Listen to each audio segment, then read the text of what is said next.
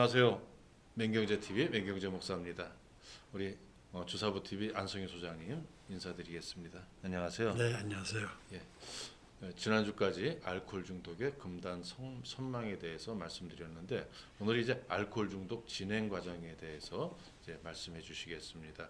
이 말씀 잘 들으시고요. 내가 알코올 중독이 어느 정도 단계에 와 있는지, 물론 이 방송을 보는 여러분은 아니겠지만 여러분 주변에 계신 술을 좋아하시는 분이 어느 단계에 있는지 잘 이제 판단해 보시기 바랍니다. 예, 말씀 부탁드리겠습니다. 네, 알코올 중독 진행 과정입니다. 술을 좋아하는 술꾼이라면 자신의 음주가 어느 단계에 와 있는지 알코올 중독 진행 과정을 통해서 알 수 있을 겁니다. 앞에서 알코올 중독은 진행성 질병이라는 것을 설명을 했습니다. 예레넥이라는 학자는 남성 알코올 중독자 2,000명을 대상으로 조사한 결과 알코올 중독에 이르기까지 다음 4단계를 거친다는 사실을 발견했습니다. 첫 단계는 앞전자입니다. 전 알코올 증상 단계입니다. 이 단계에서는 술을 마시는 사람이 반복해서 술을 마심으로써 긴장이 줄어드는 것을 느끼기 시작합니다. 두 번째 단계는 전조 단계입니다. 이 단계에서는 술을 마시는 동안 일어난 사건을 기억하지 못하는 경우가 발생합니다. 그리고 술에 더욱 집착하게 됩니다.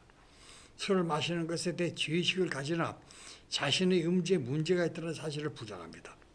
이 전조 단계부터 알코올은 이제 음료가 아니라 약물로 사용되기 시작을 합니다. 세 번째 단계는 결정적 단계입니다. 이 단계에서 주된 증상으로 음주에 대한 통제력 상실이 일어납니다. 일단 술을 마시기 시작하면 몸이 심하게 아프거나 혼수 상태에 빠져 더 이상 술을 마실 수 없게 될 때까지 계속 술을 마십니다. 이는 쓰러지다가 깨어 일어나 다시 마시고 다시 쓰러지고 다시 마시는 며칠씩 계속되는 지속적 음주와는 다릅니다. 몸이 아파 못 마시거나 혼수 상태에 빠져 못 마시는 것은 일종의 신체 방어 시스템으로 이런 시스템이 없다면 계속 마셔서 시사량에 이를 수 있기 때문입니다. 이 단계에서는 술 마시는 것을 스스로 합리화하며 아침이나 낮에도 시간의 구애를 받지 않고 술을 마십니다. 술을 훔치기도 하고 술 때문에 친구와 가족과 갈등이 생기는 등의 문제가 발생합니다. 이 단계까지는 어느 정도 절제 능력이 유지되는 것으로 보입니다. 몇 주 또는 몇 개월 동안 술을 마시지 않을 수도 있으나 한 잔의 술이라도 마시면 앞과 같은 모습을 보입니다. 네 번째 단계가 만성 단계입니다. 이 마지막 단계이면 완전히 술에 집착을 합니다. 며칠씩 계속 마셔야 합니다. 알코올에 대한 내성이 생기고 금단 증상으로 고통을 겪게 됩니다. 술을 끊으려 하나 금단의 고통 때문에 다시 마십니다. 이 단계에 이르게 되면 거의 술을 마시기 위해 산다고 해도 과언이 아닙니다. 자기 외모에 전혀 신경을 쓰지 않고 자기 행동에도 거의 양심의 가책을 느끼지 못합니다.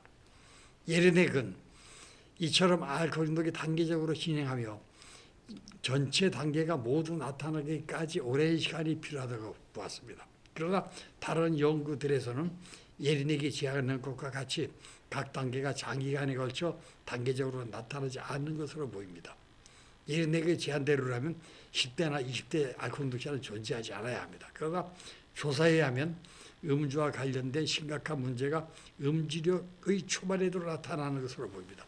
10대와 20대의 알코올 중독자가 증가하는 건 역시 예레넥의 제안과는 반대되는 증거로 볼 수 있을 겁니다. 또한 모든 알코올 중독자가 기억력 감퇴를 경험하지 않으며 알코올에 대한 의존도가 높아지는 것만큼 증상이 심해지지만 그런 증상의 순서가 예레넥의 모델과 일치하지 않는다는 보고도 있습니다. 또한 결정적 단계의 주된 증상인 알코올에 대한 통제력 상실의 경험이 알코올 중독자 대부분에서 나타난다는 경험적 증거는 거의 없다고 합니다. 예레넥의 주장은 알코올 중독 여성에게는 적용되지 않는다는 보고도 있습니다. 여성의 경우 음주 시작이 남성보다 늦고 남편의 사별과 같은 스트레스 경험 후에 자주 나타나며 문제 음주 시작부터 중독되기까지 시간이 남성보다 더 짧다고 합니다. 여러분, 음주자에게 나타나는 알코올 중독의 신호들을 한번 살펴봅시다. 알코올 중독자 대부분이 공통적으로 보이는 모습은 술 마시는 것을 스스로 통제하지 못하고 결과적으로 인생을 마친다는 겁니다. 이런 치명적인 알코올 중독 신호를 인식하는 것은 문제를 예방하거나 문제를 조기에 발견하여 알코올 중독이 진행되는 것을 미리 막을 수 있는 첫 단계가 됩니다. 그러나 이미 알코올 중독의 진행 단계에 들어선 사람은 그런 사실을 부인하려는 강한 욕구를 갖고 있습니다. 그래서 전문가들은 알코올 중독이라는 병은 부인하게 만드는 특성이 있다고 말합니다. 현실을 부인하고 자기 자신과 주변 사람들을 속이거나 안심시키고 싶어 합니다.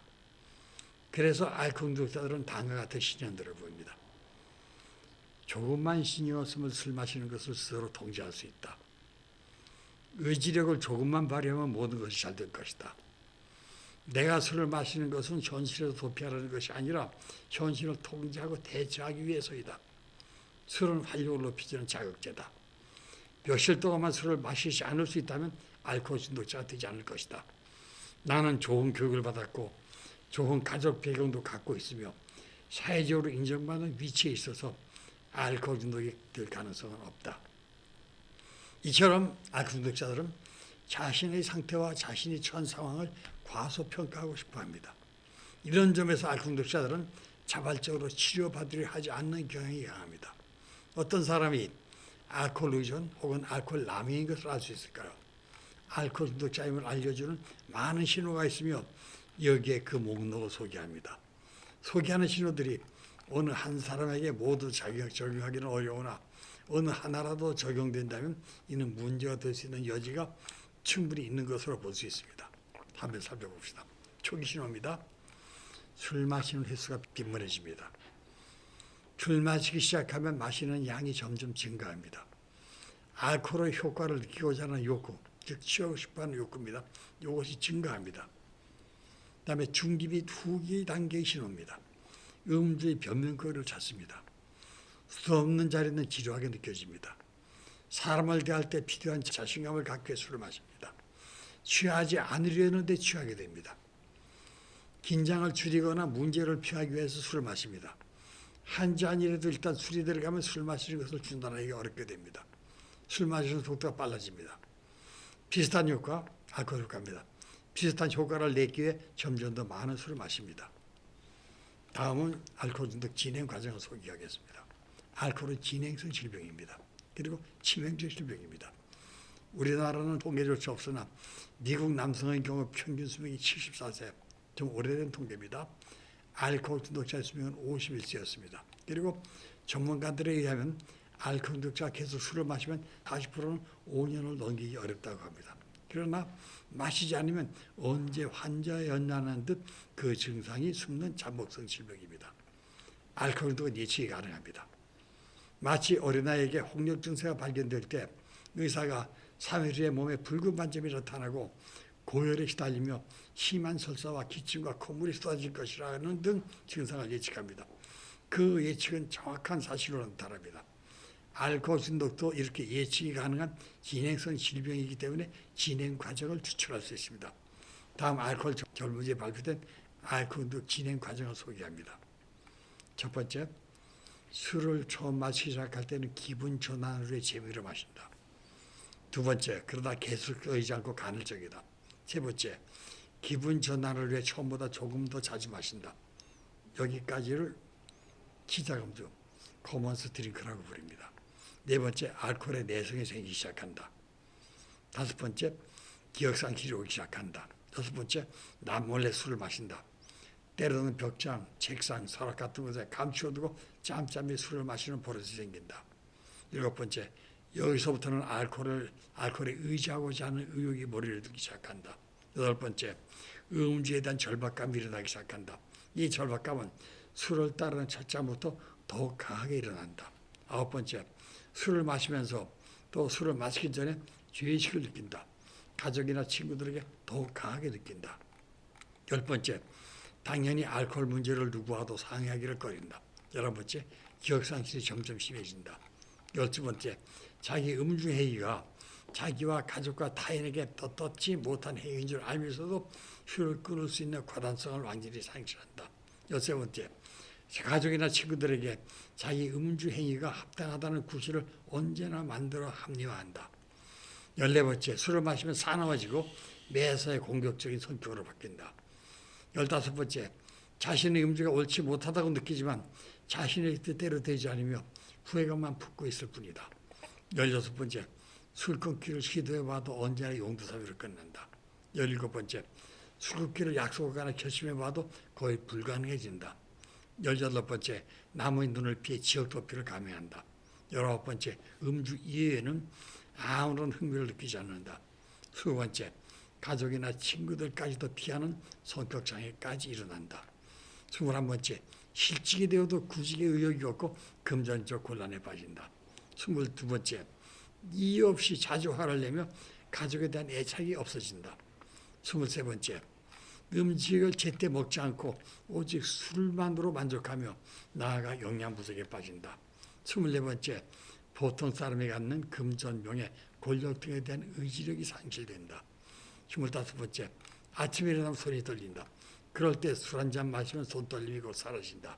26번째, 음주량이 줄어든다. 즉 알코올에 대한 내성이 감퇴된다. 27번째, 간, 췌장, 십이지장, 신장, 위장 등 신체 장애가 다양하게 발생한다. 28번째, 알코올 중독자로서의 구비 조건을 충족시키는 단계에 이른다. 29번째, 도덕적 황폐기로 접어든다. 예의 범절 무시, 못사익한 언어 등을 함부로 사용한다.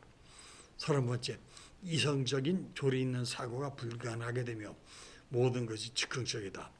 31번째, 자신의 음주에 대해 열등감을 느낀다.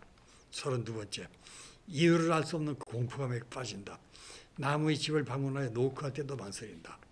33번째, 모든 사물에 또는 어떤 일에 대하여 감을 잡지 못하고 앞장서 착수하는 의지력을 상실한다. 34번째, 더욱더 알코올에 탐닉하게 되며 술을 마시면 안도감을 느낀다. 35번째, 막연한 정치적 도움을 기대한다. 36번째, 자기의 모든 현실이 피폐성을 의식한다. 37번째, 음주로 인해 완벽하게 신체와 정신이 피폐해졌음을 인정한다. 여기까지 알코올 중독 진행 과정입니다. 예, 이 말씀을 들으면서요 쭉 보니까 저도 뭐 사실 그 헌신하기 전에 그러니까 이제 집사로 저 사회생활을 할 때까지는 조금씩 이제 술을 마시기도 했었는데 저는 과연 어느 단계까지 갔었는가 이렇게 봤더니 아마 5번째 단계까지 갔던 것 같아요. 이제 필름이 끊긴다 그러죠. 예. 뭐 그 정도 첫 번째, 5번째, 37번째 중에서 5번째. 대부분의 셀러리맨들이 보통 이 5번째 단계에서 이제 왔다 갔다 하다가 그게 넘어가면 이제 이 중독이 될 것 같아요. 이제 병적으로 갈 것 같아요. 그래서 여기서 넘어가지 않도록 여기서 4번째, 3번째로 다시 환원될 수 있는 그러한 지혜로운 그 음주 문화가 있었으면 좋겠습니다. 뭐 그런 생각을 제 개인적으로 잠시 해봤습니다. 예, 오늘 말씀 수고하셨습니다. 예, 감사합니다. 수고하셨습니다. 감사합니다. 예, 다음 주에 뵙겠습니다. 감사합니다.